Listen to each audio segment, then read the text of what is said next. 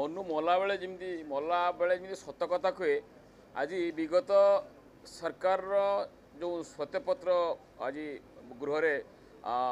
ଉପସ୍ଥାପନ କଲେ ସେଥିରୁ ସ୍ପଷ୍ଟ ଜଣାପଡ଼ିଲା ଯେ ବିଗତ ସରକାରରେ ଚୋରି ଡକାୟତି ରାହାଜାନୀ ଗଣଦୁଷ୍କର୍ମ ଶିଶୁ ହତ୍ୟା ଏବଂ ମଦ ଡ୍ରଗ୍ସର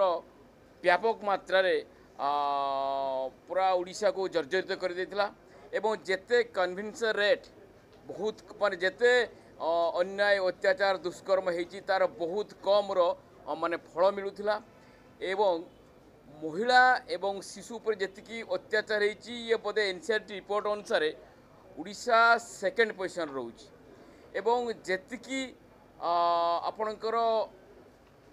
माने गो चालाण होती विगत सरकार समय तार आज स्पष्ट चित्र आसी ए गो चालाण किभली भाव में पुलिस भूमिका रोला जना पड़ी एवं किभली पुलिस को सरकारी दल से सरकार दल पावरफुल नेता किभली भाव पुलिस को निजर हाथ बारिश करी किभली भाव में राजनीतिक आक्रोशमूलक भाव में हत्या करुले जो भाव में महांगा टिपुल मर्डर परी बेबिना ममिता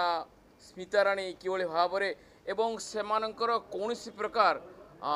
फल भी ओडिशावासी पाइपारे नहीं तार आज स्पष्ट प्रमाण आज श्वेतपत्र विगत सरकार दाखल करवासी आज स्पष्ट जानीपारे जे विगत सरकार 24 वर्ष में जहाँ जहाँ दुर्नीति अन्याय अत्याचार भ्रष्टाचार करी माने पूरा अराजकता सृष्टि करते तार आज स्पष्ट प्रमाण मिले।